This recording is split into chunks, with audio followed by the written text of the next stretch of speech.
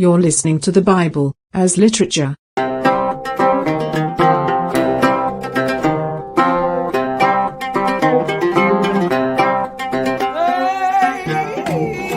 This is Father Mark Boulos. And this is Dr. Richard Benton. Welcome to the second episode of The Bible as Literature. Today we're presenting an interview with Professor Nicolae Roddy, Professor of Hebrew Bible and Older Testament at Creighton University in Omaha, Nebraska. He's also the co-director of the Bethsaida Archaeological Dig in Israel. So we had a chance to catch up with Dr. Roddy at the Antiochian Biblical Institute this year, and I asked him to talk a bit about his work at Bethsaida. Two-pronged career. My job, I get paid to teach biblical studies, and it's my love. So I get to actually get paid to do my hobby. But another love of mine is for the past 18 years I've been co-director of the Bethsaida Excavations Project, home of the disciples, not to be confused with Bethesda, one of the sites on the Via Dolorosa.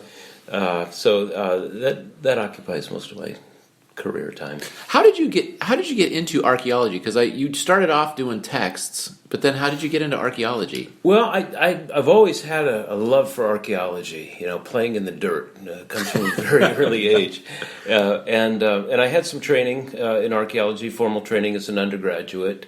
But back then.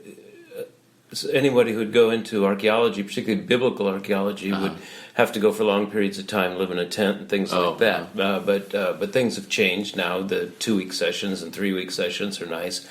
But my life just wasn't conducive to my life at that time. So that's why I went into text. Text was actually the secondary thing. And so I could conduct archaeology in the text. But then in 1996, I took a position at the University of Nebraska at Omaha, which leads the international consortium of schools digging at Bethsaida, which had been recently discovered in about 1987. And so I thought, well, I need to establish some credibility with my students, and I've always loved archaeology or dreamt about it. I will go one time. So I went one time, and that one time has now turned into about 18 times, almost a full 18. My daughter Aurelia digs with me. She's 22 now. She's been digging with me since she's 14. So it's really become an important part of my life. So how does archaeology fit with your biblical teaching and biblical research? How does that inform? How do they inform each other? That's a fabulous question. I mean, biblical archaeology, started out, with they talked about. William Foxworth Albright and his George Ernest Wright, going into the wilderness, finding the tell, the dune, and having a shovel in one hand and the Bible in the other, to dig up the Bible, that sort of thing. And when John Garstang in the 30s went to Jericho, one of the oldest cities on the planet, there was a picture in his book where he's standing there pointing to this, what really looks, you could see, even with an untrained eye, a collapsed wall, and he's found Joshua here.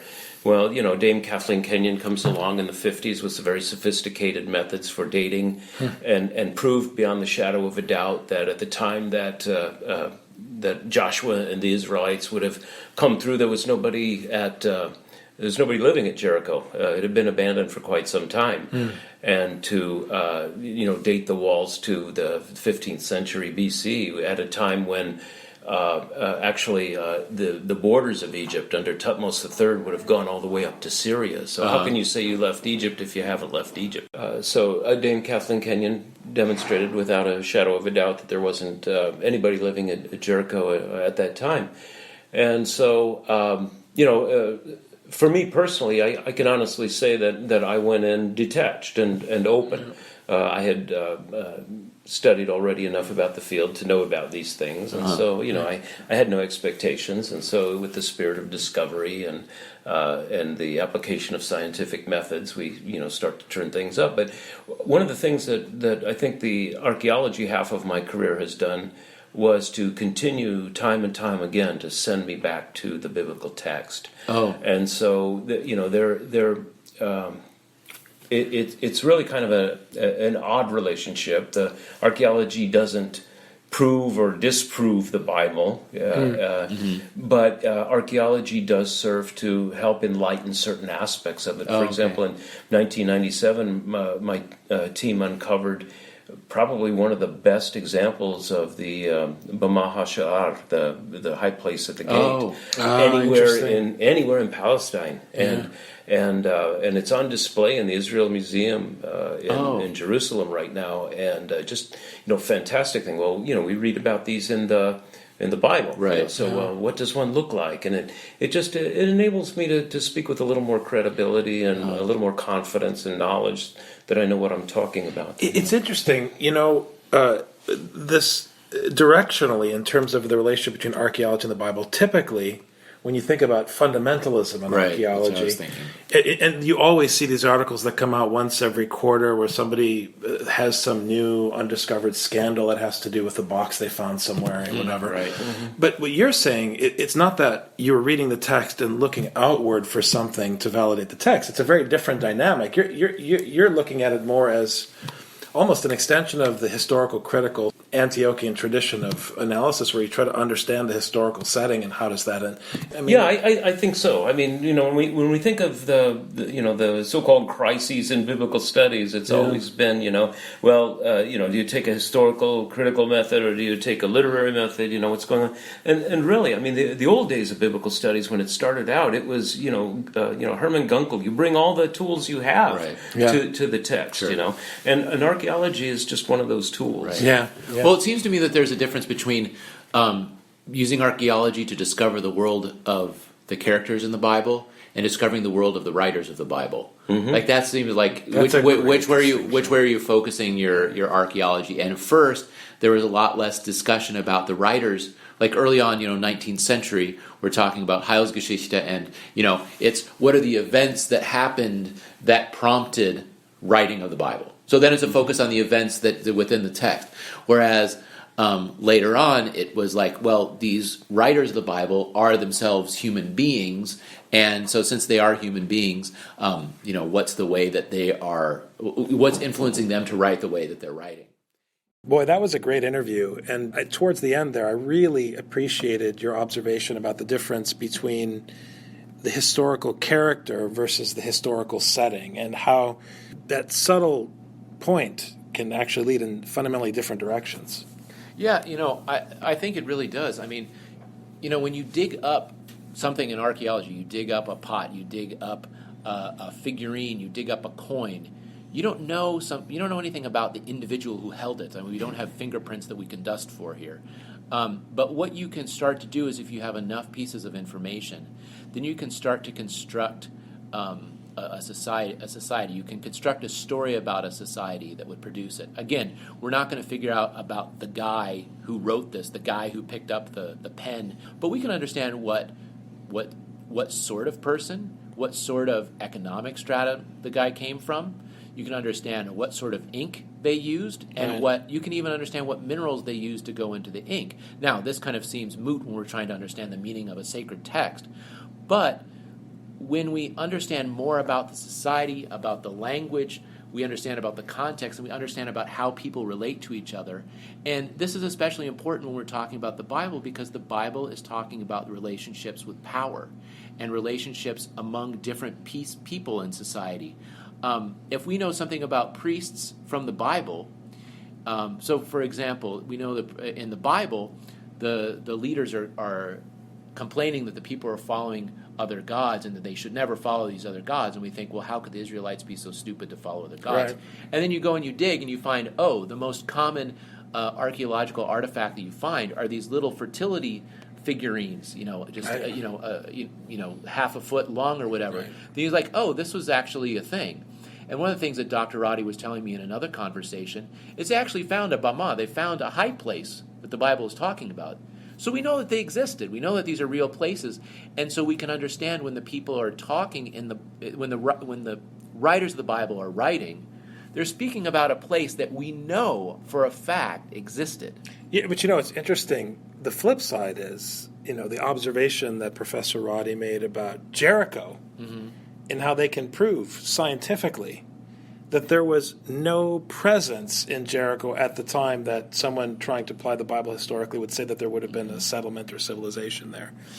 And, it is important with respect to the Bible's discussion of power, because the fact that there was no one present at Jericho makes it very difficult for the fundamentalists to make the case that the book of Joshua is a blueprint for violence in current events. Right. And the other thing I think is interesting is, we know that there was a pile of rubble in Jericho at the time that this text was written. Right. So, what it is, when you think of it that way, then you understand that the story of Joshua is talking about how destruction comes about. And this is really what the Bible is doing. The Bible is trying to explain, why is there destruction? Why is there death? And that it's always teaching. And so it enlightens that pile of rubble in Jericho.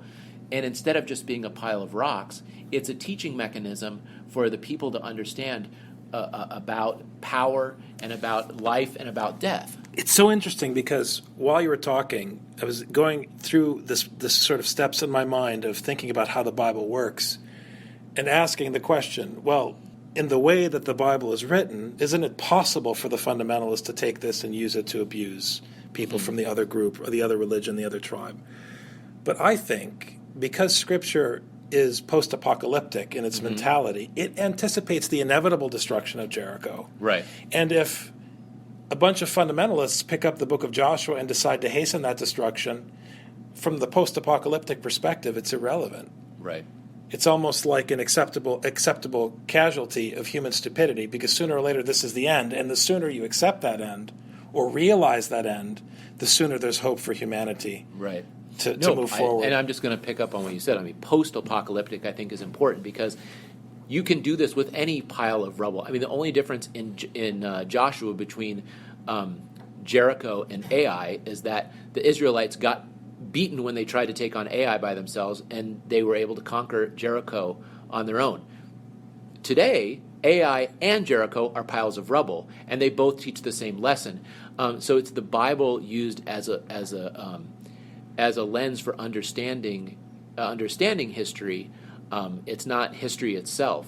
And at the same time, what Dr. Roddy is doing in archaeology is finding out more about the writers and what was the circumstance, what was the society, what was the landscape that they're writing about. And sure enough, as we read more, we understand that humanity is humanity. People change a lot less than we think. And when we claim that the Israelites are stupid, it's not. Their stupidity looks a lot like the stupidity we have by ourselves, and we also can't misinterpret. Like I said, the archaeology tells us about a society.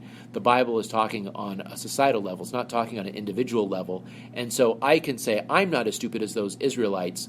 I'm sure there were plenty of Israelites who are not so stupid, but Israel as a whole is what the story is about, and so we can't look at ourselves as individuals, but we have to look at our whole society. No. What kind of stupidity is our society showing? It's the systematic stupidity of human civilization. Exactly, civilization. That's what I would say. I mean, and all you need to do is go spend a month in Egypt.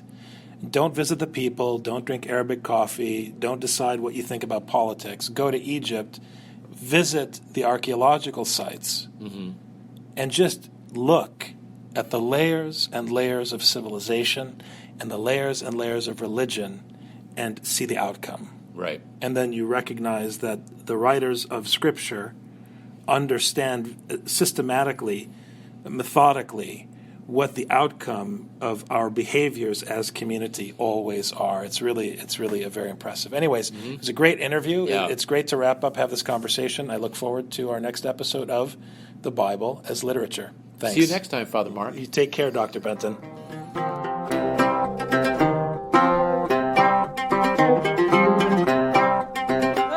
You've just heard The Bible as Literature. Thanks for listening.